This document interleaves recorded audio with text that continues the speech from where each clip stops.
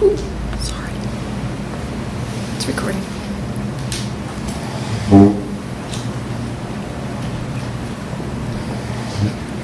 So for the first couple of minutes here, I'd like to offer you to drop into the silence. Just start to clear out the clutter of getting here. And just focus on the awareness in which the thoughts arise. Don't focus on the objects in which are appearing as thoughts, but focus on the source in which they come from.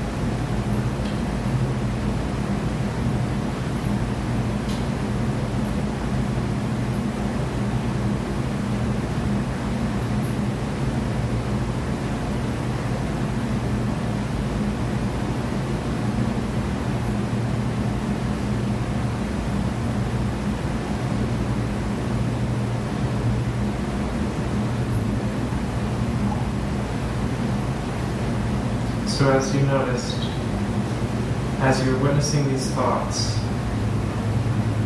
there's a movement to try to run with them, to run away from this moment, to run away from what is here right now.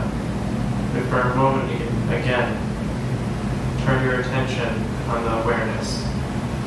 Don't focus on the content of the thoughts and what they say, like I'm having a good day, I'm having a bad day, or what am I going to do next? What am I going to say in this talk if I raise my hand?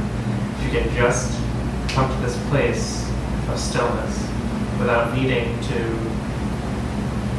do anything for it to be completely still.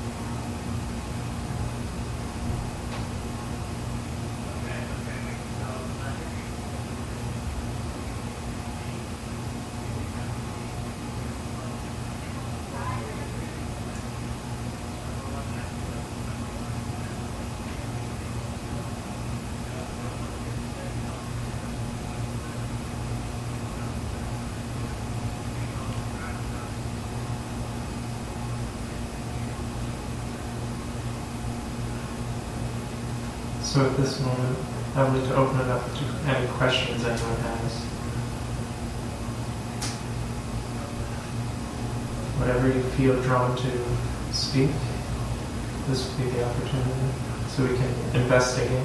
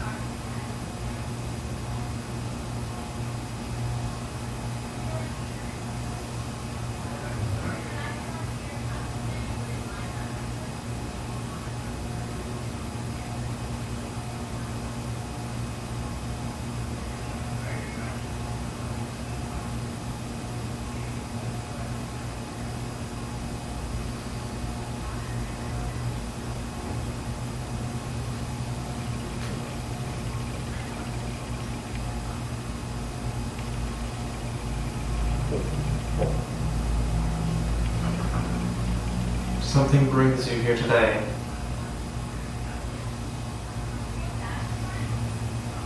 Let's investigate that.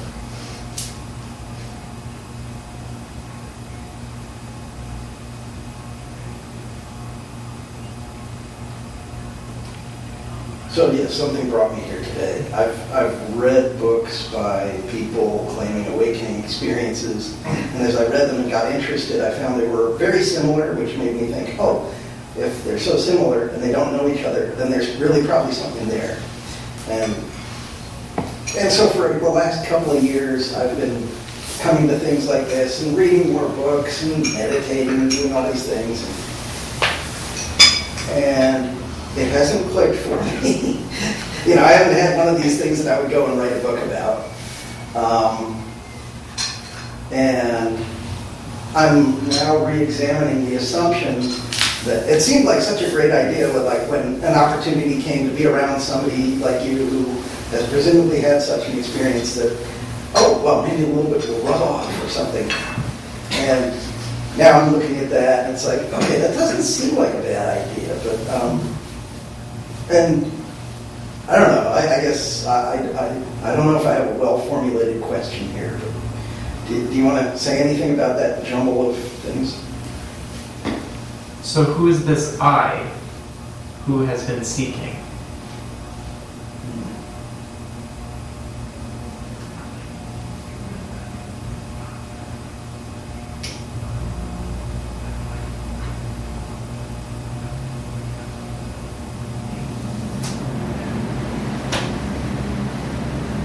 Yeah, it's comprised of thoughts and memories. So for a moment, can you witness those thoughts and memories? Yeah. So there's a space between the thought of it, it's going to rub off on me, and the awareness of it. The awareness of the thought. The awareness of the thought. So there's this awareness watching this thought. Maybe this will make life more enjoyable or rub off on me, and I'll get to feel that. But who's this I who gets to feel better? Can you find this I outside of just a thought?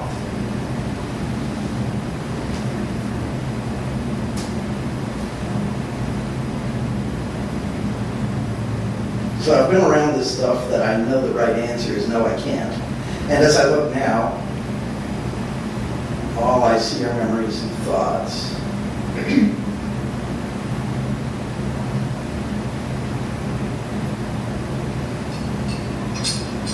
And I see there's some attachment to the idea that, oh, I have to have that kind of experience. Okay. So you're looking for that spiritual experience. Yeah. Which gives the sense of a utopia almost. Yeah, well, the books are very excited about it. So the experience is just an experience. It can't be the truth because the experience comes and goes. even my own experience left.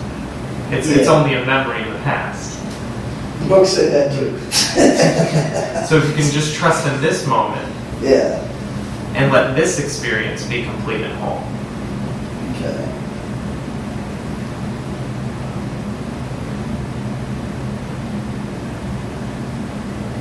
And then can you find the experiencer of this moment?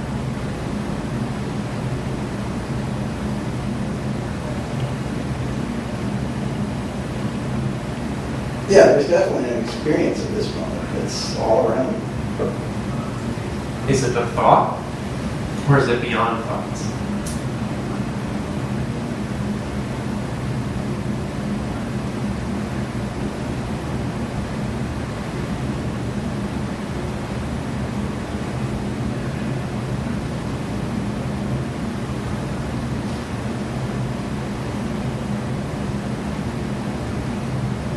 There's a lot of colors in this room, and I'm tempted to say that the colors aren't thought. They're just perceptions. So what the mind does is it likes to describe. It has to create a description to give it a form. So this mic is silver, this is black, the chair is a greenish tint. But for a moment, if we can relax all those definitions that we give the outside to give it name and form, and that we also give ourselves as our name and our body, then who are we beyond these perceptions?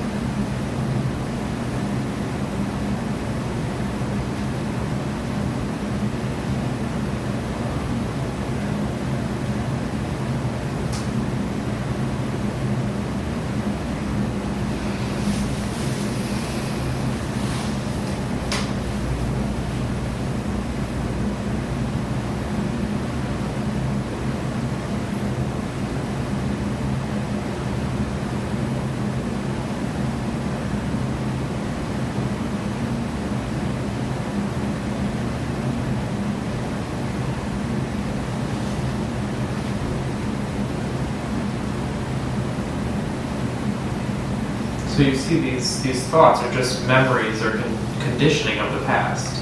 From the time you were born, someone said you were your name and that you like or dislike these certain things. But that only applies to an identity. But you can't find that identity. If you seek it, outside of the thought of it, it doesn't exist. So all of our fears are based around this identity. All of our struggles are based around this identity.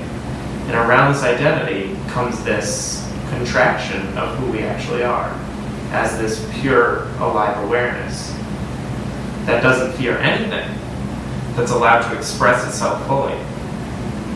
And when we open up to allow that space within us to become greater and greater, and we don't focus so much on the objects which appear to us, then we allow life to just create a new environment for ourselves. We see things as they are and not how we portray them to be. So we see people as they are and not what we believe about them. Because what we believe about other people or about situations or about awakening isn't what it is. It's just our perception, which we were learned. We learned it from someone else. So even awakening, you learned from someone else. Someone said there's something called awakening and you wanted that. So it's only a thought that wants it. Can you find the one who cares about this thought? Or is that just another thought?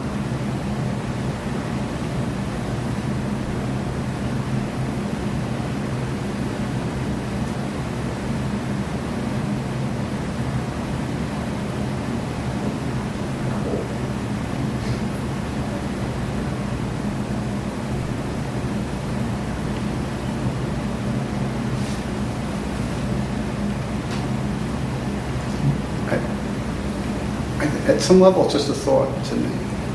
Another level, it's an uber thought. It's the, you know what I mean? It's like there's, I was talking about this the other day. It's like you're doing an algebra. And it has nothing to do with you doing an algebraic equation. It's nothing to do with you. It's like C equals X, Y. And you go, oh, it's like this. Oh, I screwed that up. Then back to the thing. It's like, it's always reflecting back. So it's like these thoughts go by, but they tilt, they reflect. And then something, some simulation, some uber thought, which it's the same, it's just a thought, but because other thoughts reflect onto it, it's like a chord, it plays on a melody of the emotions, and then Velcro, and you think that's you.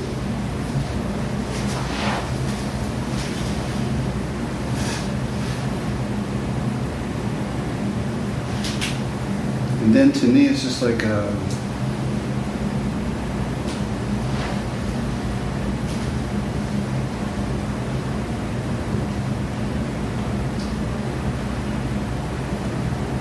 I don't know what a word for it. Echo or feeling of that I know I don't really believe in it, even though I do anymore. Say it again? I don't really believe in it, even though I do, at this point. Because I can see it's just a thought. But it's like all these thoughts, another way to put it for me is like all these thoughts are circling around this I, which is really narcissistic at some level. And it's like everything circles around this I, and what I have invested, and what I don't like to feel, and what I do like to feel, and it goes around and around and around. And when I slow up, I just see the story being written.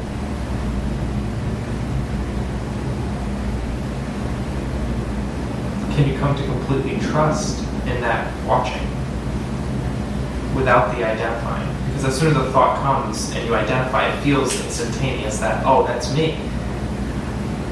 Yeah. Oh, I'm scared of heights, or it feels like it's you. Yeah, that's the chord. I think there's such a thing as thoughts without thoughts. Like you don't have to hear it. It's being said so far back.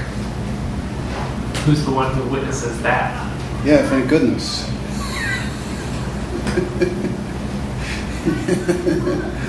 What's the silence it's in? Yeah. I don't know what that is that witnesses. I feel like nudging Julianne. I experience it. Julianne was kidding the other day. She said, well, isn't everything an experience? I said, oh, that does it. I don't know what to do with that.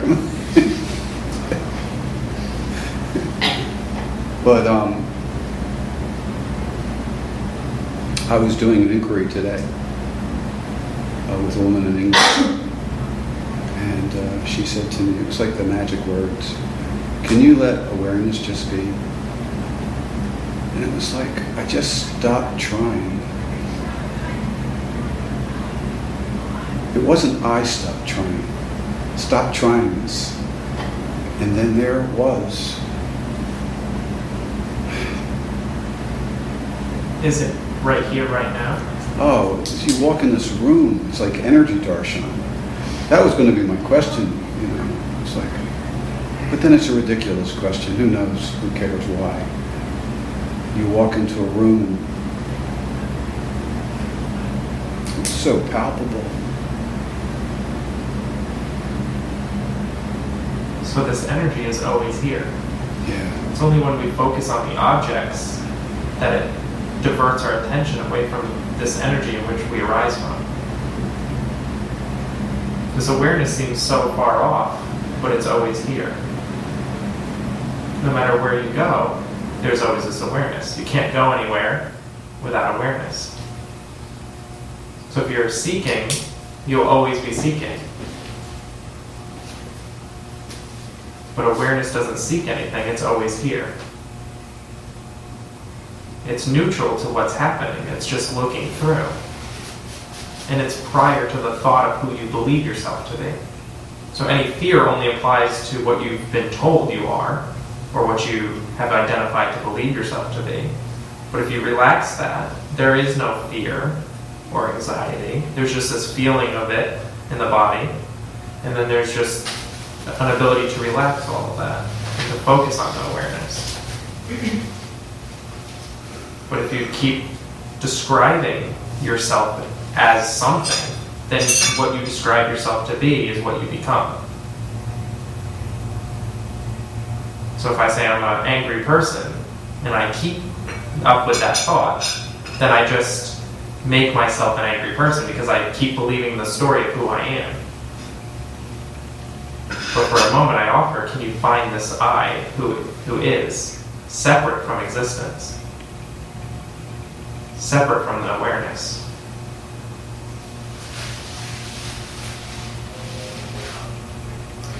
They say that you are a sum of your experiences. And what I work on is I remember everything. Good, bad, I can remember it by sense of smell, by sense of sight, memory. It's as if I carry it all with me. Like I said, good or bad. And it seems like the mind or the self is always looking at that and carrying the hurt. The hurt doesn't go away. And the mind tends to look at it to fix it, always wanting to fix so that then you can feel better in the present. And I mean, I know that is not where I should be sitting, and I can sit, in the present, in a place of awareness, but all that will eventually come back in. I feel like I carry that. I mean, it's a gift to be able to remember everything, but not in some of these instances. So it's not the memory that is the problem, it's the identification that is me. So the memory can come up of hurt or what was perceived as hurt and pain, but if you just witness it, it's just, oh, there's a thought about pain. But it doesn't apply to you as awareness. It only applies to you as the identity. So if you can just completely trust in life and just completely trust in this awareness, this existence, and then just witness all of these objects, thoughts, or whatever is sensations that come to the body, and just watch them. And just hold firm to this awareness throughout all experiences. Because as soon as you become identified, you leave the awareness. Right. But that awareness is always here.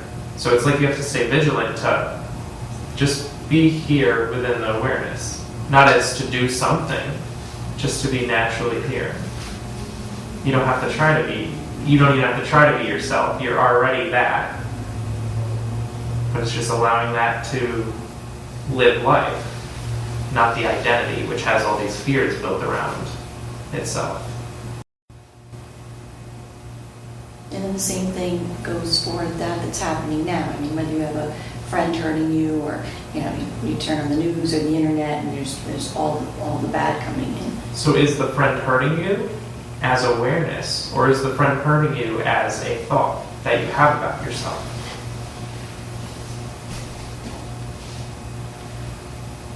Not in awareness, but not as a thought, because you're actually feeling it physically. I mean, not being hurt physically, but the result of the hurt. So it's this energy within the body. But can that energy be perceived?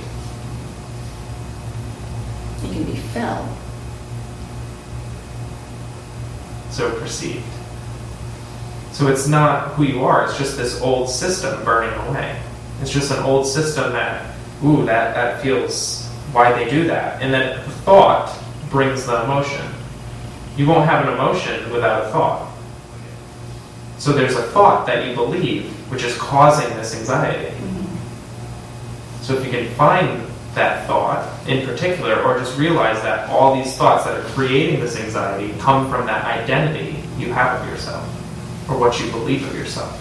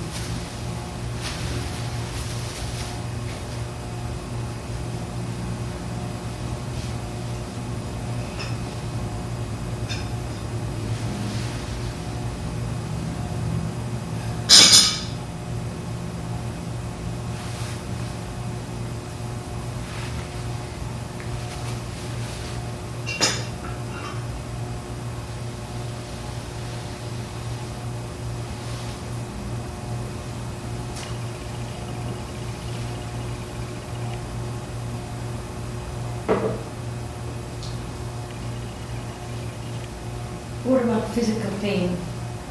So who feels the pain? When pain arises for myself, I just witness the pain that has this sensation that tries to grip your attention. And within that witnessing, relax the stories about the pain, saying it's my pain. Because as soon as you create a story about it, it becomes alive. It takes your whole body over. So if you can just relax that, and say you have a headache or something, and you just witness the headache, it just feels somewhere around here, and just watch it. And as you watch, sometimes the pain starts to diminish because you don't create it to be something more than it is, just a sensation in the body.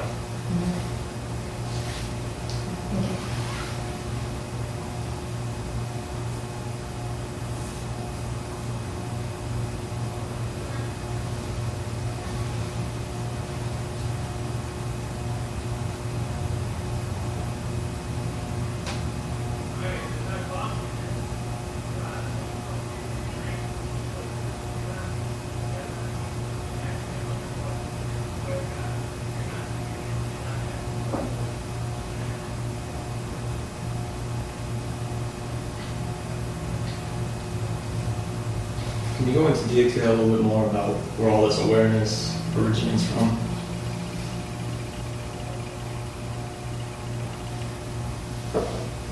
Can you find the awareness that's here right now? Can you find where it's aware from?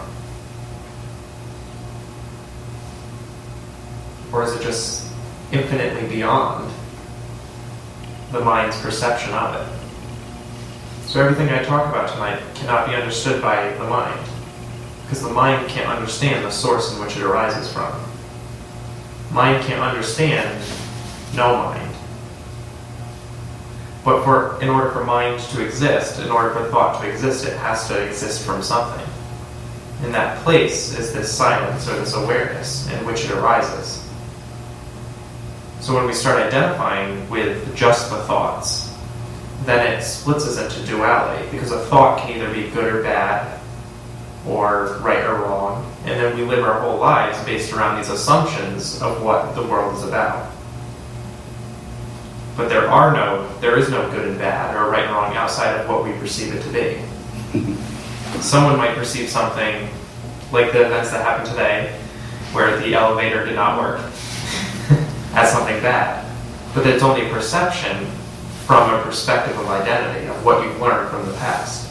But if you can relax all of the trying to describe things in a dualistic manner, then who are you beyond the thought of it, or the thought you have about yourself?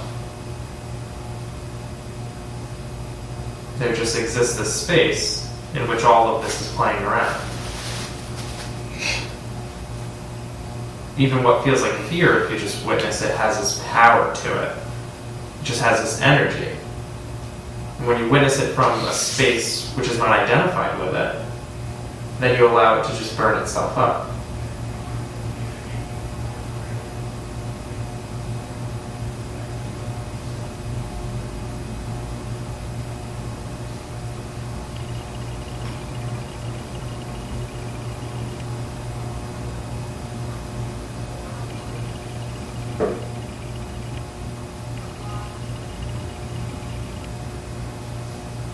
Thoughts that arise, are they just kind of floating and you pick up on them, or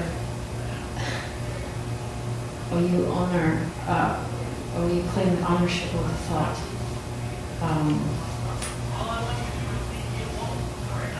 When I think something, it's my thought, or it's just everywhere.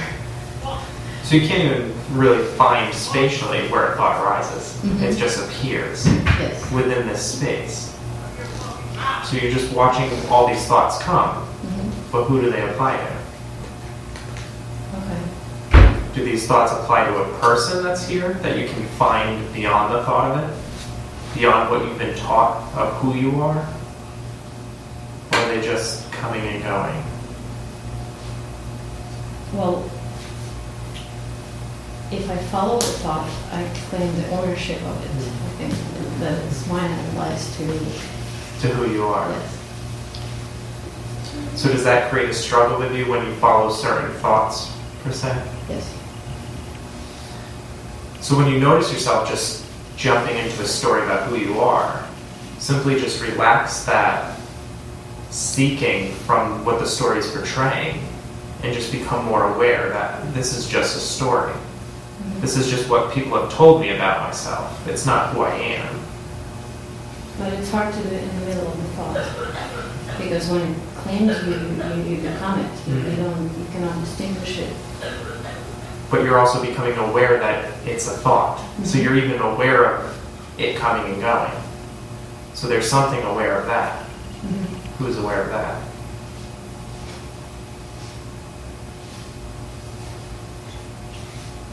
I just want to say that story, because even storytelling is artificial. In other words, it's not it's a human-made thing. So the fact that we're telling ourselves a story that has a narrative, that's just like human mind. Do the trees tell stories to each other at night? Yes. Just like the museum comes alive in the night, like in Washington, or I know what you were just watching. and if they go outside and Zombie comes, they turn into dust.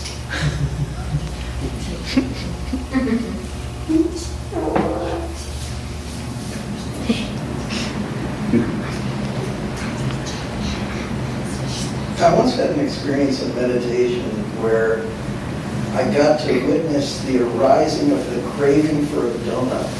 And what was funny was I could watch it before it was ready to present itself. Normally, when I have a craving for a donut, there's like this background process, and then it appears, and it looks like, oh yeah, no, I must have a donut now. But I watched this thing coming together, and it's like putting it together out of these pieces and just like assembling this thing, like, okay, now we're going to put the emotional charge on there, and now we're going to put how the donut tastes, and how it feels in your mouth. You know, just putting this thing together like an erector set or Legos, and like now it's ready to present. Oh shit, he saw us do it. So it was very funny because it was like, I guess I don't need to crave donuts anymore.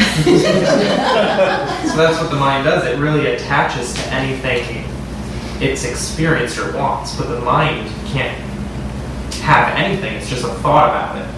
So the donut is just a thought about this concept of a donut, something that tastes good. But the experience of the donut it doesn't correlate with the thought of it. Yeah. The actual eating of the donut is totally separate. So anytime we have a thought about something, it's separate from the experience of it. Yeah. I still get taken in by the smell of popcorn.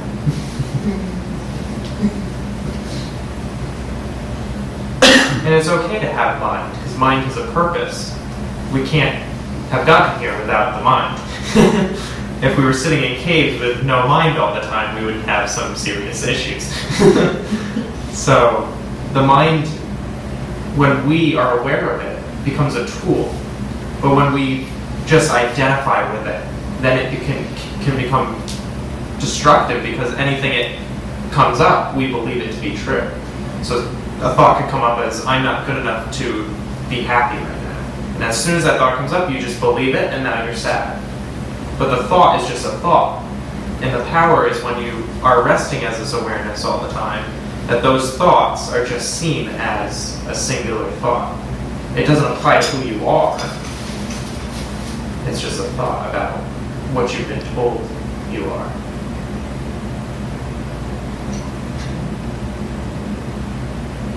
It happened right there when you were speaking to me, because I felt like this starting to close down, because you said it comes back to what you believe about yourself. And I'm thinking about, friends that you think are friends and hurt you. And then when you said that, of course, it goes through my head where I believe about myself, like I believe they're saying, you don't matter. That I don't matter. And then I could physically, feel myself, stopping talking and closing down. So you give your power and belief to them to judge you. But you as awareness hold all the power in the world to either identify or not. And what about the actual reality that's below that?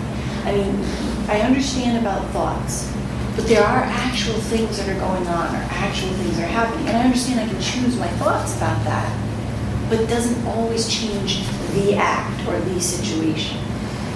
And I don't want to just tell myself different stories to feel better. I don't want to try to get different perspective or any of that.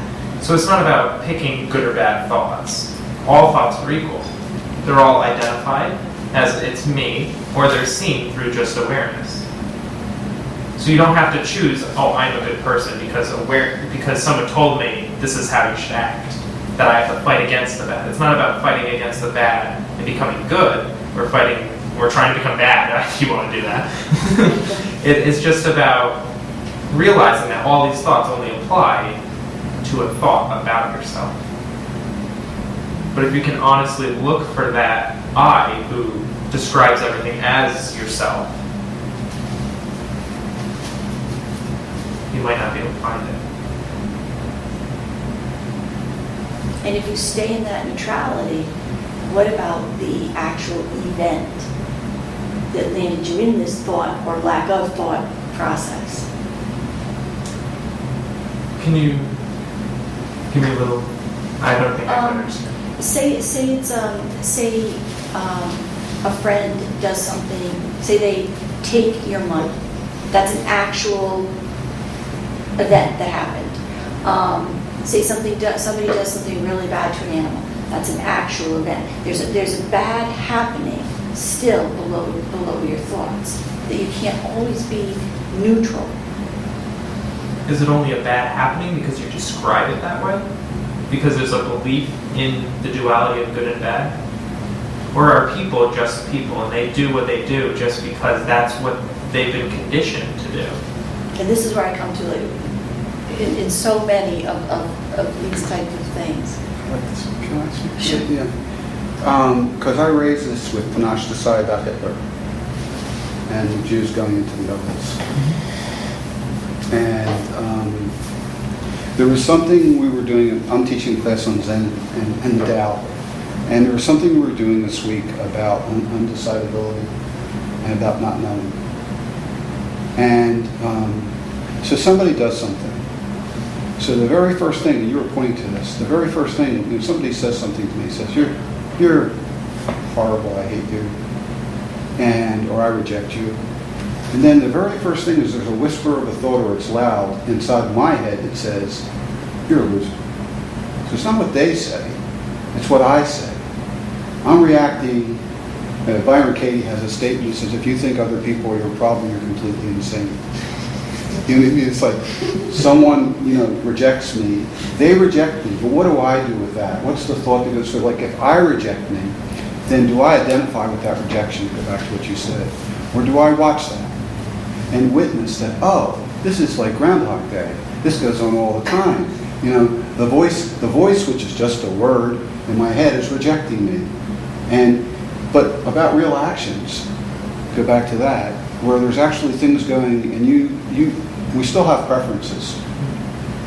And we can still step in. If I walk outside, on campus and I see someone raping somebody, I can still step in. But the thing is, do you bond yourself to all these identifications on a constant basis? Because most things that people do, you just look and say, well, that person's doing that thing, And then we always go like this: good, bad, right, wrong.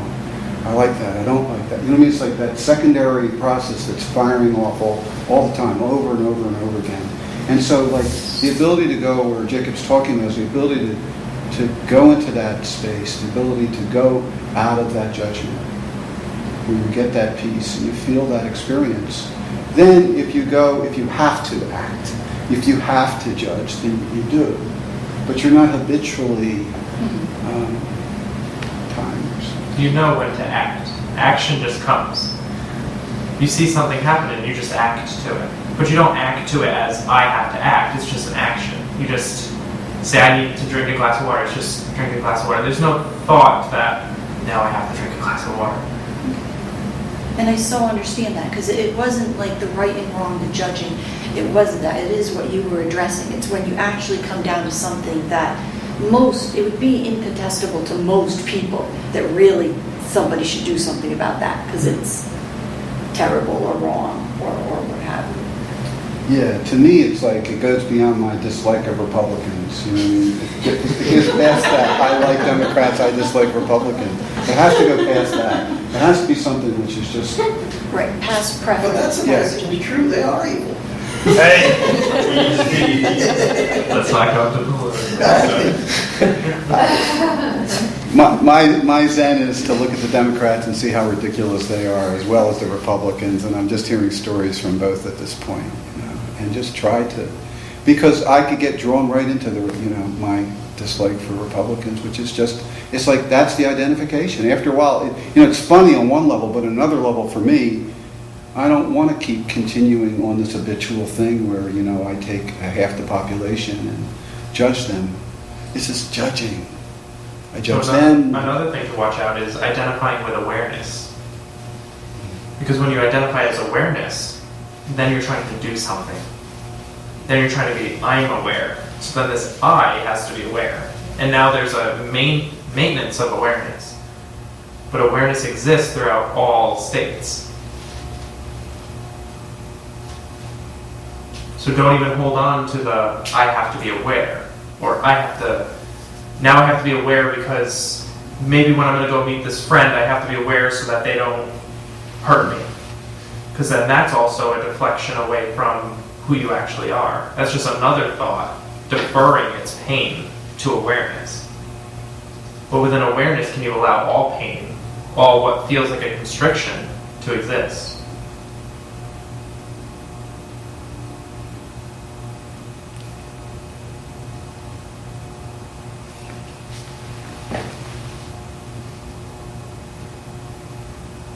To even go as far to allow them to, if they do it, just allow it. Just completely allow it. Okay, they did this. But don't create a story around who they are. Don't create they're a bad person. They do this, and this, I disapprove. Just allow them to be who they are. Be compassionate, and that's what compassion is, allowing someone else to just express themselves. To fully be themselves without needing to change them or morph your opinion about them. Just allow them to exist as they are, because in the end they are who you are. They're just that awareness. It's just they have that identity which brings them back to a contraction. So any hurt that's onto you is just their own hurt. They don't believe they're good enough, so they put it onto you. But if you can just allow them to just be that. Love them for who they are, not who you believe them to be.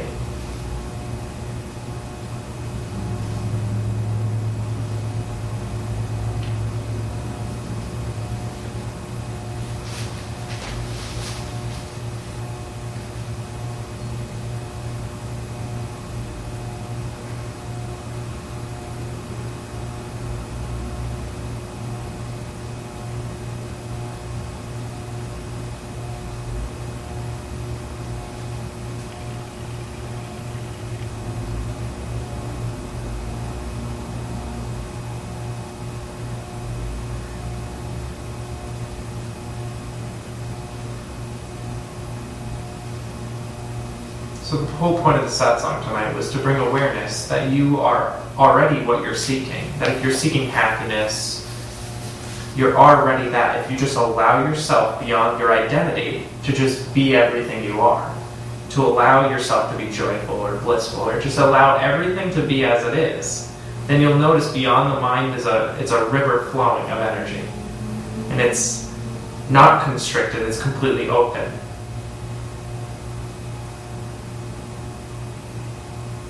And can you open up to that?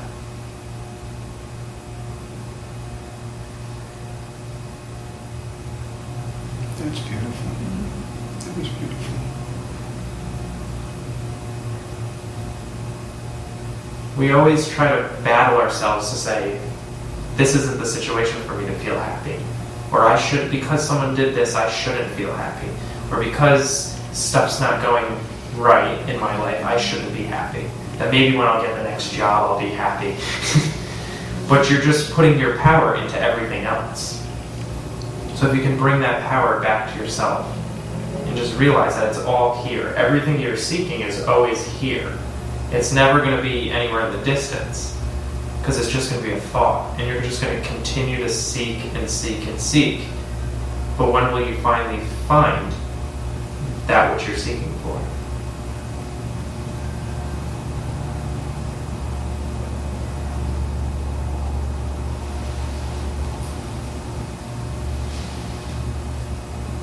Only when you stop seeking.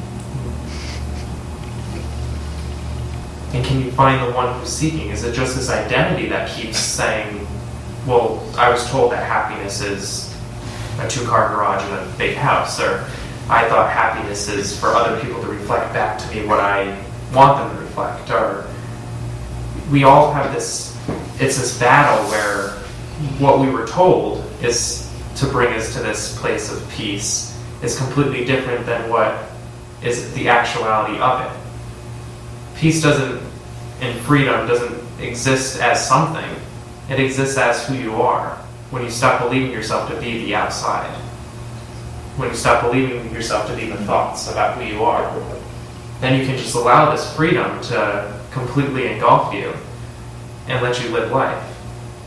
Not with fear or constriction, but complete openness to allow anything to come. To allow anyone to hurt you. But see that everything that's happening isn't about you. It's just this happening that keeps rolling forward. And then nothing can destroy your peace, because your peace isn't about something, or it isn't attached to doing something. Your peace is just who you are. It's just here right now, as you sit in these chairs in this room. Everything you ever want to experience is here. But you have to allow yourself to be it.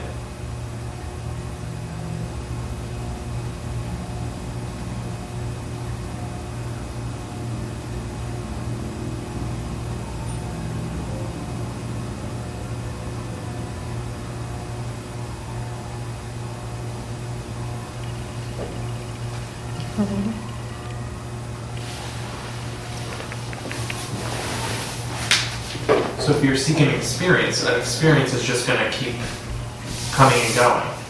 So if you're seeking a spiritual experience, you can seek for the rest of your life to find an experience of what I'm speaking about. But what I'm speaking about isn't an experience. It's beyond an I who experiences. We're looking at the awareness in which this I functions. So you'll never be able to find it. You'll always be seeking through spirituality to find this experience. And it will just keep going in loops. Well, why don't I have it? Why isn't it here right now? But then it's just another thought. So you have to come to a place where you completely give up on even spirituality. Where you give up on doing something to make you alright. To make it okay. You have to give up on it all to see that you are already that. And not as a thought that, oh, I'm perfectly perfect as I am, but something deeper must resonate. You must completely trust in it. Because if you just dip your foot in the water, you're only going to get a little bit wet. But if you jump in, you can flow down the river.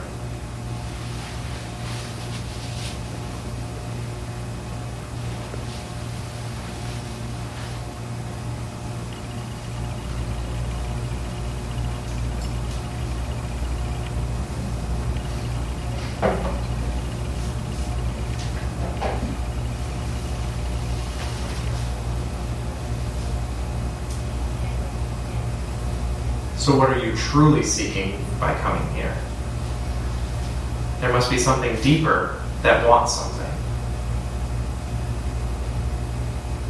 That feels it's necessary to achieve it.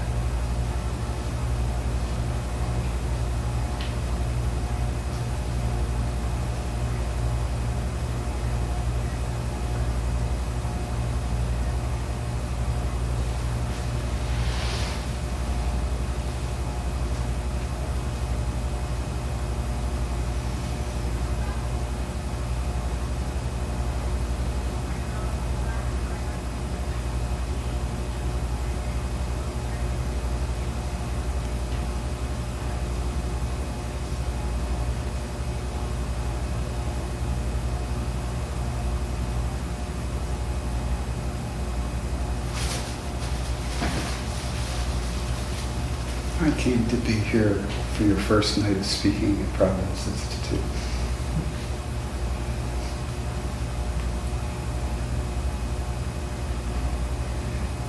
In solidarity.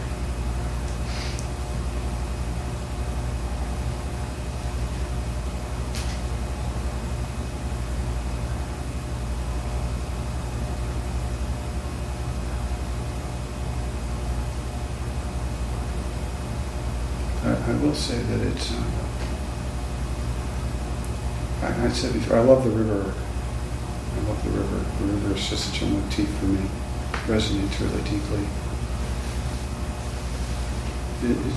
You were talking about putting your foot in the river. It's one thing. It's jumping in and following the current, something else. And to me, that's like not mind letting go, but something has to let go. And there's so many teachers talk about that. You know. For me, it's just like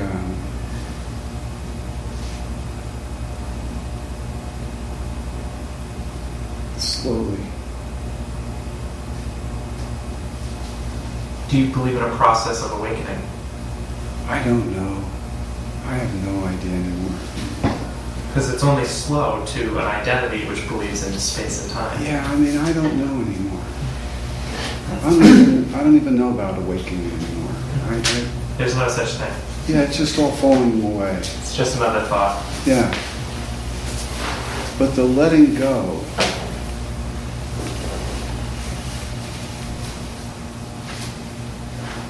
I experience as I trying to let go is different than the letting go. And it seems to be a teaching in there, for lack of a better word, that there seems to be something really processing very deeply about that. Like when I had a dream, and in this dream I was in Arizona. I actually was in Arizona. I had this dream, and I was getting energy darshan. And I got up at 3:30 in the morning, and you know the dantian, which is below the belly button. I was like, I was in out breath, and in the dream it went all the way down, and all of a sudden something went like this in my being.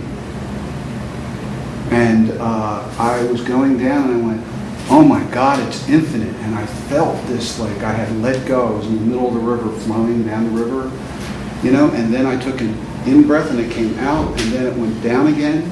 And this time it was just like really sustained, and then not me, something grabbed hold.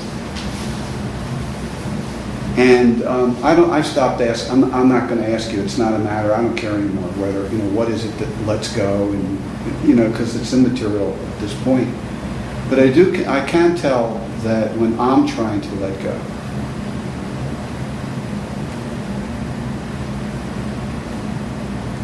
or when I just, and largely through my work with Julianne, just relax. So yeah, can we come to this place of just relaxing our definitions about what we believe the world to be? Can we just look at it every moment with eyes wide open, not knowing what's going to happen next, but whatever happens next is completely allowed. And not as I'm allowing it, just it is what it is. We don't need to struggle with anything that happens. Because the only struggle we have is our interpretation of what's happening. We create our own problems. This identity is the problem because it keeps creating between good and bad. But if we can just watch these as just another story about life, then we regain the power to just live. Not based on what anyone else believes, just to live. Be completely open to everything.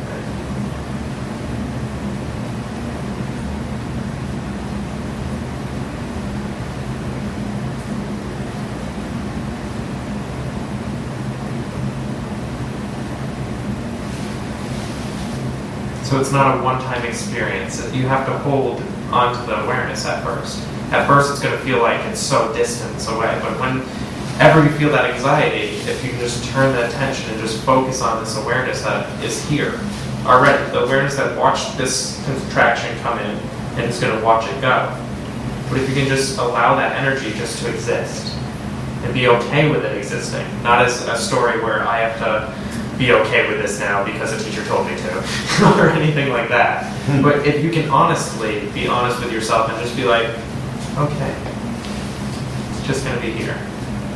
And something deeper has to accept this, because if the mind just accepts it, it's just going to be like, you're doing something, constantly doing something to be okay. But if you just don't listen to the content of experience, then you're already that. You're already okay.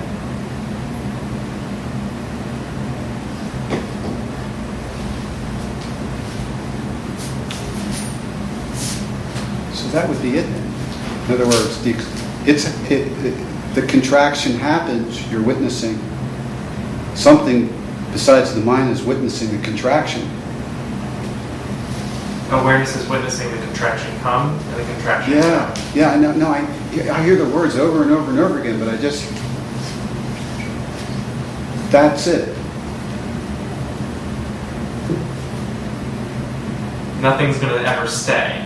So anything you're feeling now is just going to pass away. Nothing can take a grip to who you are. Can you remember the last thought you had a year to this day?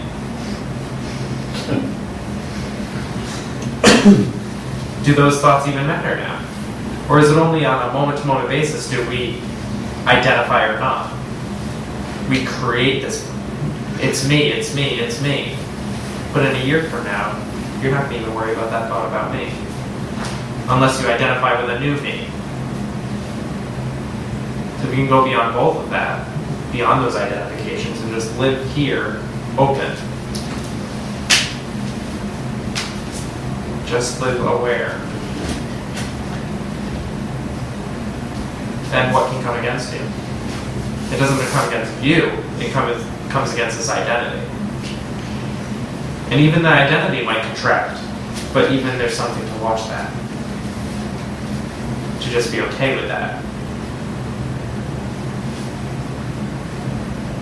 It's not about pushing stuff away. We'll slip this under the rug and now I'm happy. It's about facing that fear and just realize it's just fear that someone taught me. An identity that I've been told that I was. 7 billion people almost believe in this identity. That they're a person who can be harmed by a thought. But when you realize that thoughts just come and go, they don't apply to anyone. The thought just arises within you and it's just there. You didn't even have to think about it. You don't even have any control of it. It just comes. The power is if you can just witness this, then you can free up all that conditioning that has really constricted you in life and just live open and free. A baby is just aware. It marvels at the world. It's completely happy with the world. When it wants to cry, it cries. It doesn't create a story around who it is. We only start creating stories when we've been told something. Maybe early on, mom says, no, you can't have that. Bad. And then you believe yourself, ooh, I'm bad. I'm not good enough. And it creates this whole drama around a person who doesn't exist. Only as a thought.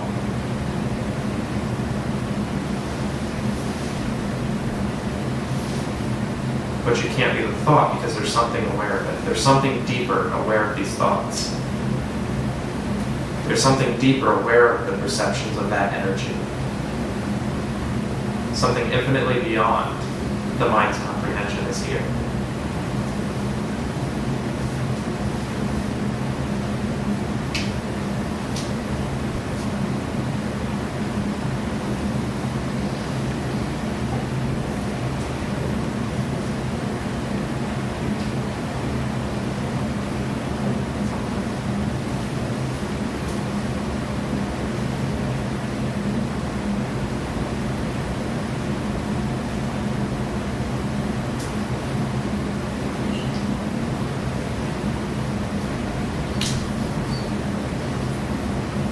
And you'll always battle with this until you completely let go.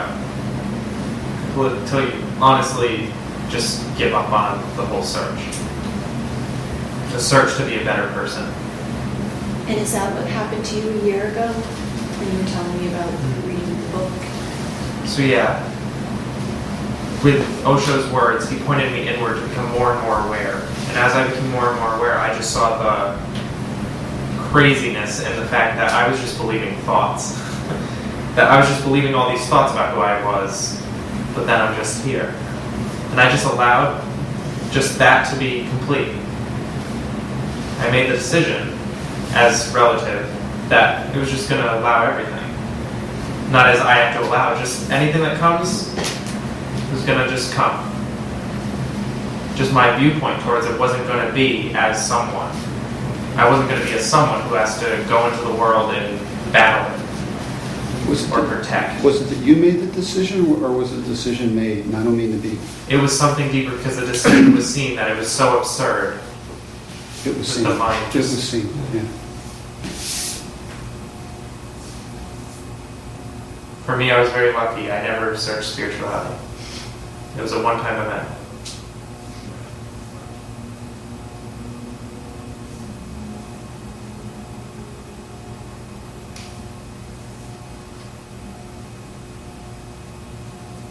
But you can come to this place right now because it's who you are. Whether you've sought for 40 years or not, or sought for 3 weeks or not, it's all equal because this moment exists beyond thought. Beyond the thought you have about who you are, exists this awareness which is infinite.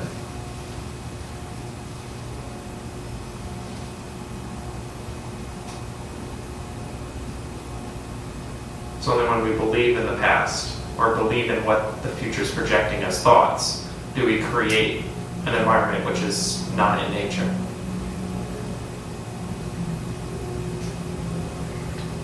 The tree comes to life in the spring and its leaves fall in the fall, but does the tree worry about its leaves falling? Or does it just accept the cycle? Accept that things are going to happen, but they're not happening to you as someone separate from life, they're just happening. Experience is just here.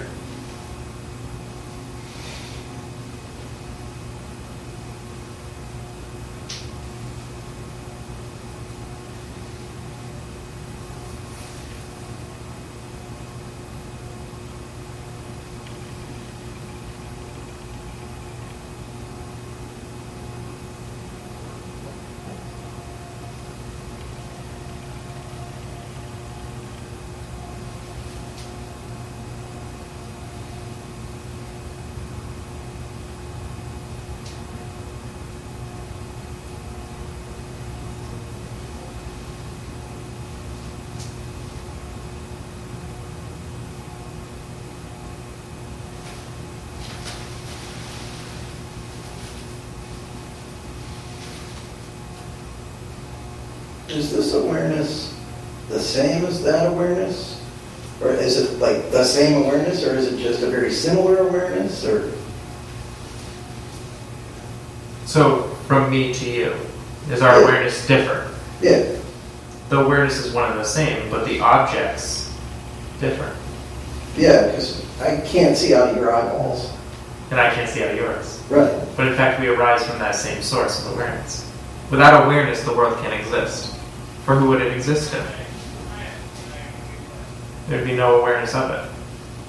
So this consciousness, which is allows the awareness of everything to exist, is here, within millions of billions of forms. So you see that awareness allows all the drama to exist. But you don't have to identify with the drama.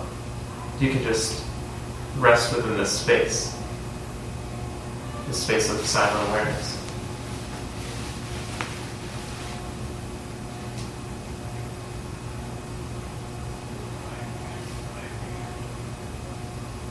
So stupid question because I'm too well educated. I was raised among scientists and engineers, and I was taught that what you are is a pattern of electrical and chemical activity in brain tissue. That's what you actually are.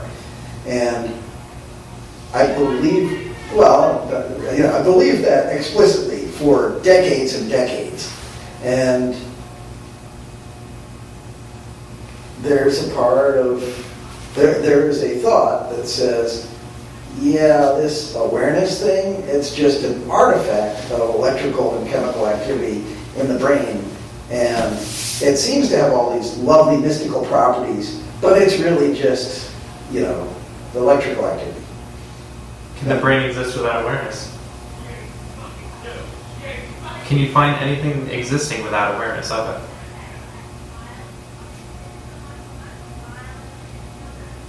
Even you realizing a brain, you're aware of it. Well, the funny thing is, I've never seen my own brain.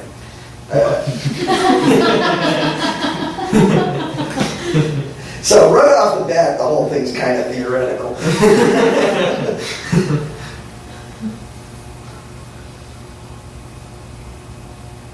There's something giving life here which cannot be explained through mind. Mind can't understand this life.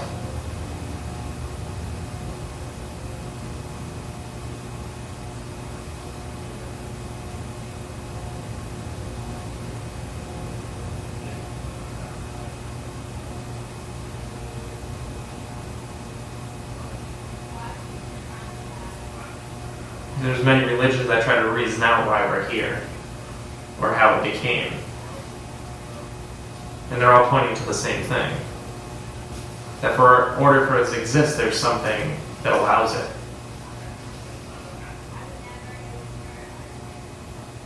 Infinitely beyond the mind, there's something aware.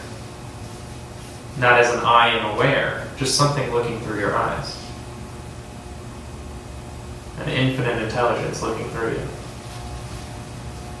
An awareness that covers everything.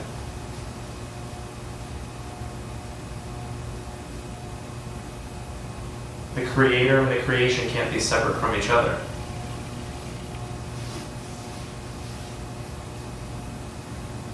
So the creation as personality is there. And the creator as infinite intelligence is also there. One and the same.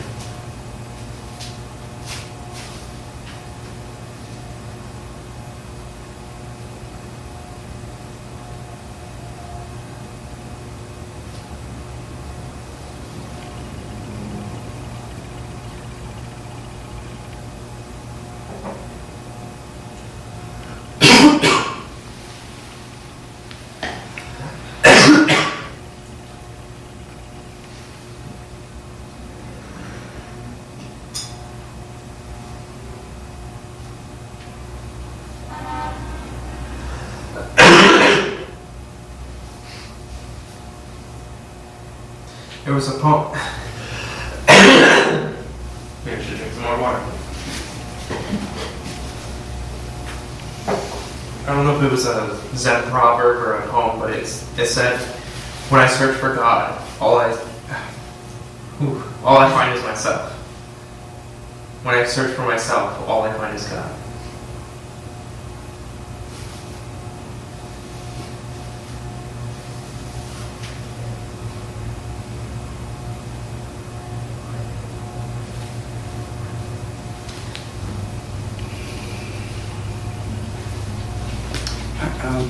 There's difficulty with giving it any name. God, or any name at all. Or even to say it's because this and that. A name only describes. Well, it's just like, I know we have to speak. But it's almost like in my class, I'll say to my students, watch where somebody will take it into the metaphysical.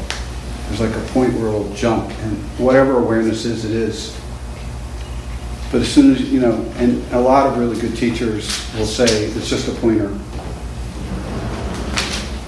And I don't know what happens when you flow down the river or into the ocean, and then you maybe you know something at a deeper level or whatever it is, but just for me, it's like, I like the mystery of not knowing how to describe it, or Can't really be described, because as soon as you describe it, it just becomes a thought. yeah.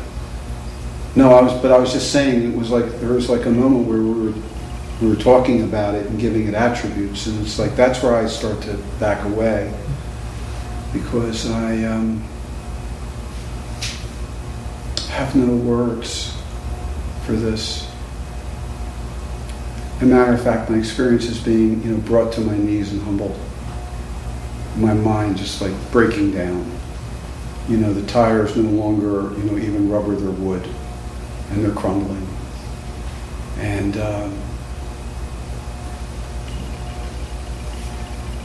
but I also realize that there's different people listening from different, body life streams, and like Adya will talk about spirit, and that might really work for you.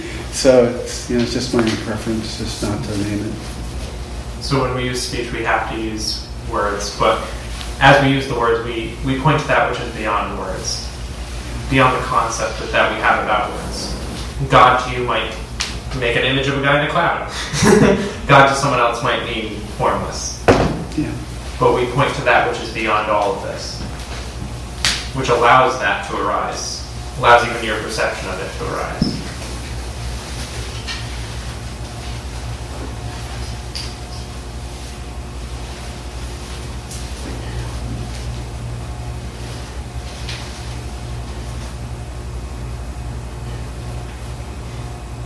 And at an absolute level, there is no my mind. There's just thoughts appearing within awareness. On a relative level, there's preferences in life. And we can identify with that thought. Well, maybe I want to go to TGI Fridays after this, or we can identify. And it doesn't do us any harm. But when we identify with something to describe who we are, then it creates a separation of life.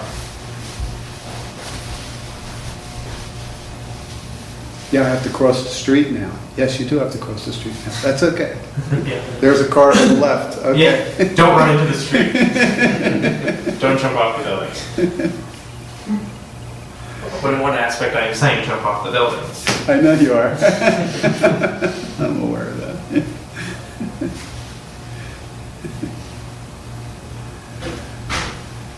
Because it's just going to go in a circle if you keep following these stories. You'll only arrive at another thought. Once you achieve what you believe you've achieved, you're just going to have a new thought. Well, now what? And you'll create it. Have you ever achieved something in your life, and as soon as you achieve it, it's like there's just a relaxation, like, oh, that's it. Now what? Now where do I go? And then it'll start all over again. But if we can transcend this needing to identify, and just allow life to be sacred, in a sense. To be completely whole. And this must go deeper than just a thought about it.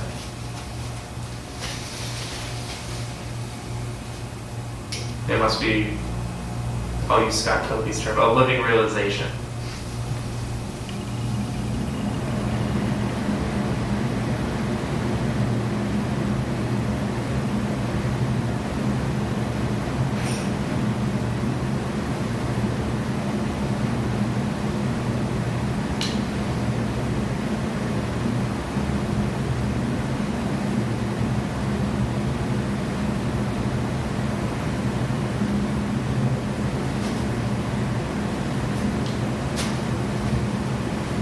You talked before about the awareness having infinite intelligence, and I pretty much have a constant experience of the limitations of my own intelligence, or the intelligence I call mine.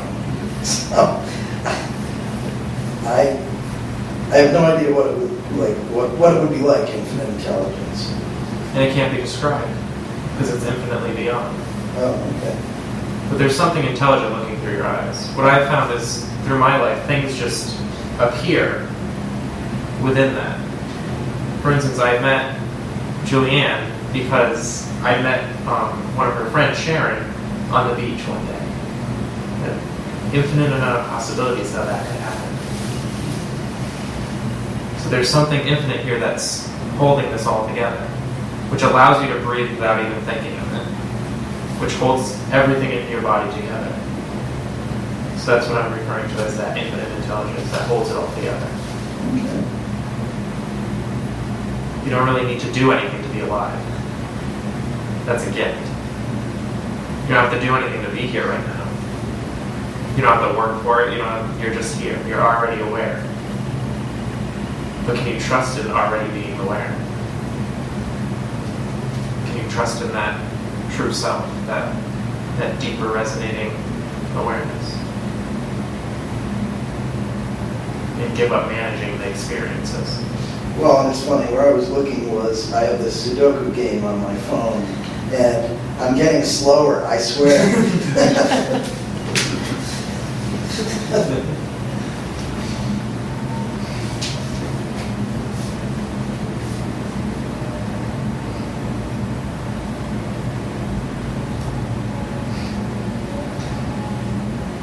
So the mind does slow down, but there's even an awareness of that.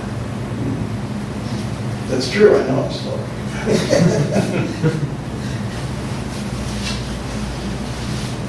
So it only comes when, for that situation, if you feel, oh, I have to not be slow anymore. So it's your resistance to life naturally happening that could create a struggle or an imbalance, where you create suffering around it. But even that, can you accept that if you're becoming slow? Then if you wanted to change that, relatively, you could, I don't know how you change that, but you could work towards changing it. Yeah. But don't work towards changing it to be a better person, because then you're just constantly battling between I have to be this way. Just be the way you are.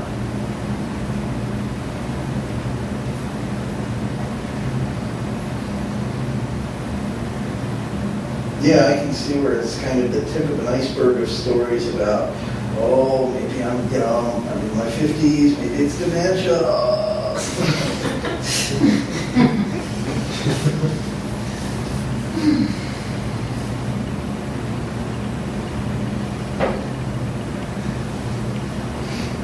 We all die. Yeah. Death is inevitable. So when you create a story around it, around the body deteriorating, then suffering happens. But while you watch the body deteriorate, can you be okay with it? So far. You have no choice.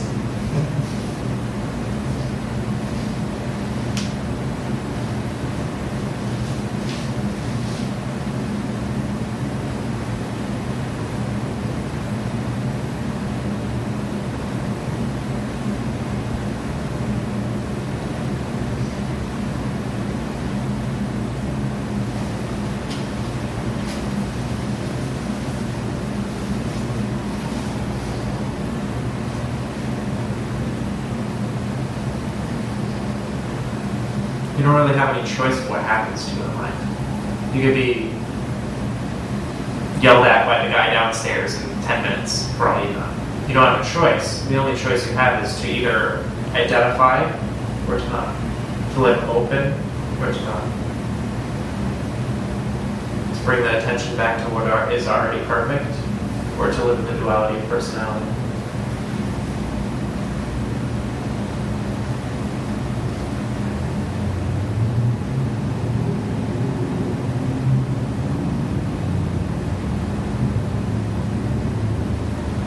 And you can even try to control your own thoughts, but you can't even control that.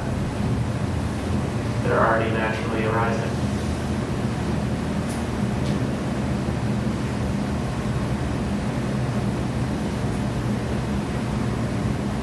And that's where fear comes as, oh, I don't have to manage my life. But you don't have to manage your life. Life is already being managed by something beyond. If you can completely trust in that, which you are, and it allows you to flow with life.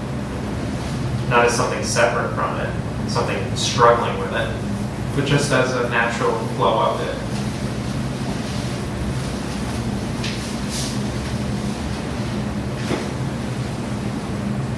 You're not separate from life, you are life. It's only we create the personality, or society has created the ignorance of that we are this person. And then you're just split from life your whole life. There's you and then there's life. And I have to battle against life. Somehow I gotta succeed in life. There's no success in life, everyone dies.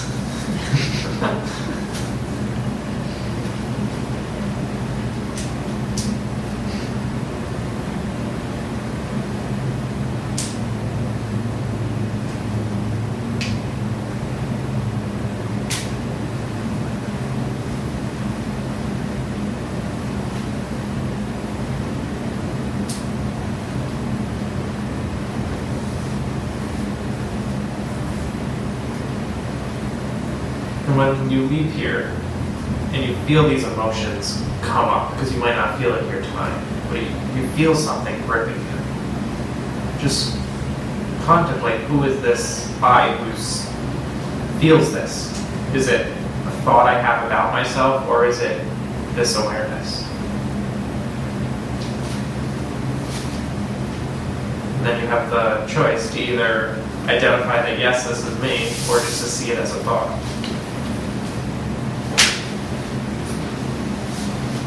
But you have the power. The mind has no power. The mind's only power is to present something, to offer something. But you can choose to believe it or not. Believe it to be who you are, or believe it not to be who you are.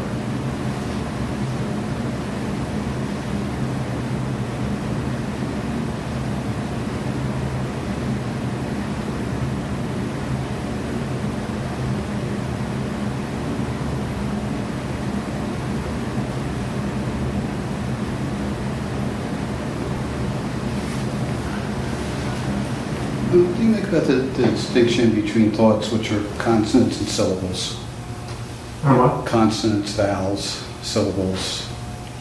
My mind speaks in English rather than French. That'd be very hard. Yeah. Maybe easier, actually, because then you wouldn't know what it was saying. Yeah. I'd rather be in Swahili. But the images, especially the lucid dream images that are coming out of the dream,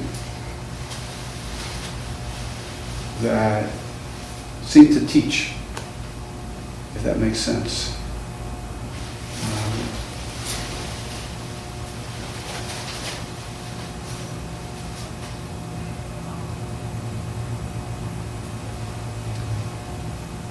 Like if I get really quiet and the dream images start coming, there seems to be ground I've never seen before, things I've never seen before, experiences I've never had before. Within waking consciousness? Yeah, within waking consciousness. Does it only exist because you allow it to be that way? I don't know. If you just focused on the awareness alone without any definition of what even awareness is, Right. would those images arise? Or do you give them power to believe in them, and that's why they arise? I don't know. I tend to think that they arise. It's like, where do the thoughts come from? I don't know. So where are the dream images? It's like there's thoughts, and that's easier for me because they're in English. It's ridiculous. The programming, the thoughts. I had to learn A, B, C, D. That's easier for me. But and then there's an image in my head. That's even easier for me. But when involuntarily the lucid dreaming starts happening while I'm aware. So there's an awareness that's aware prior to it. Yeah, there is an awareness. So can you just allow that to be an experience? Yeah, without a story built around it? well, that's interesting. Yeah. It seems that the stories presented by the dream, you know how it's like Byron Katie woke up and she was being breathed. And it's like you're being dreamt. It's not like you say, okay, I'm going to dial up number 4252 tonight and go to bed and then air comes forth. It's like the dream happens. And at some level, it's very obvious to me. Like a couple of mornings ago, I woke up, I was highly disturbed from a dream. And I just sat as awareness for like 30 minutes. And it didn't matter anymore. I could see. It was just an arising, with a lot of emotion, But sometimes when I'm awake and a lucid dream starts to happen, like today I was doing an inquiry, and when I was asked about the images, I just really was very quiet and didn't answer right away. And all this stuff started coming, which was much deeper, about fear of death, about below the sadness was anger, or below the, it's like peeling. And in some sense, the dream helped. It's as almost if, and I know this is not what non-dual teachers talk about, but it was almost as if there's a collusion going on at a really deep level between that which is aware and that which is being breathed and that which is being dreamt, that doesn't seem to be there at the level of thought, if that makes any sense what I'm saying. And I don't know what to do with it, nor do I really care. But at some point you do care. I meant to raise it. Yeah. I think I care whenever I get confused that I have to prioritize awareness over what this is, and that I'm in just the same kind of training like A, B, C, D. Well, everything happens with an awareness and no experiences. So you're managing awareness. That's what when you said, is there some part of you cares? That's the part that is like learning. So that's not awareness. No. That's an I who is trying to manage awareness. Yes. To better something. Yes. To make something out of nothing. Guilty. So out of that empty space of awareness, that nothingness as Buddhists like to call it, there's all the forms that appear. But if you identify with the forms, you create the reality around it. So if you identify with the experience as my experience, then it becomes your experience. But if you just watch it come and go, then who cares about what experiencing? Do you know Colette Baron Reed? Is that a name you know? Yeah, she speaks to the dead and things like this, and she does.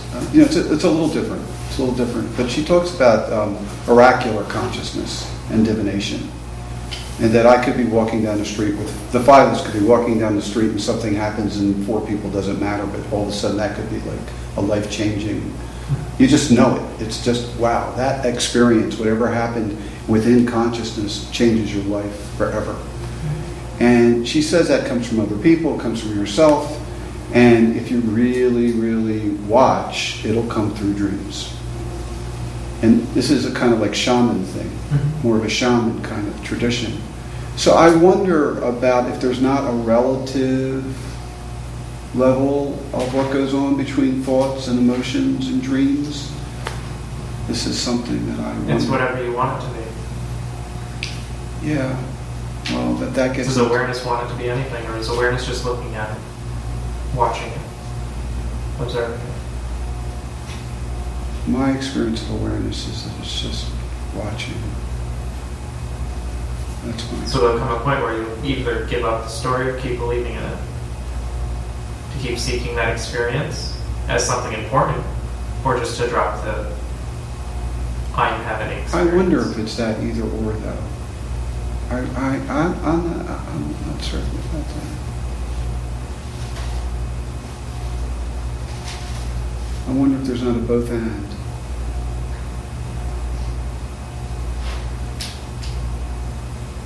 And would mean that there's something after. And this. And that. Yeah, in other words, it's not a logical... I don't mean to I'm just talking about what's fresh that just came through to me. Because what you were saying is as soon as you identify with it, there you go. And that's my experience. So does someone who's never had a lucid dream have one? Unless they're seeking to have that experience. I'll connect it a little differently, if I may. That I have a teacher named Maraji. I have a teacher named Maraji, and he's been my teacher for 40 years. And he showed me a light that's inside, which is not of the imagination, because sometimes when I see it, I can't see the clock. There's too much light between me and the clock. And at some level, when I connect to that, my heart opens. And it's like really quite amazing. And so that's an experience with an awareness. So, I don't, you know, So awareness is prior to the experience. I don't know. You know, what he says is very interesting. He says, that's who you, and he doesn't mean you. He says that's who you are. He says it's just a mirror. In some sense, he's reflecting what awareness is in its manifestation, if that makes any sense. But isn't that just a concept? That's just the mind coming back from it to try to explain it. I don't know. If it can be experienced and come and go, it's not who you are. Yeah, I don't know.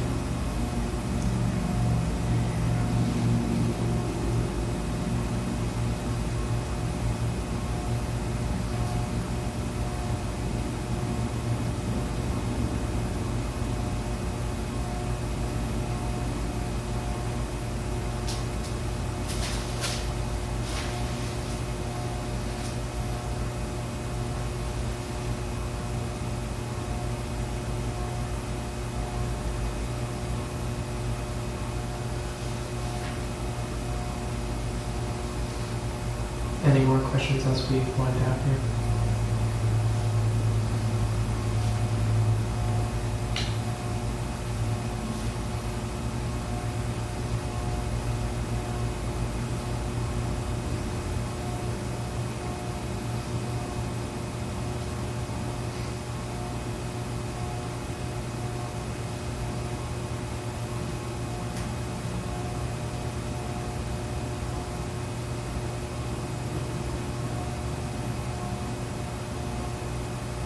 Thank you, Jake. Thank you.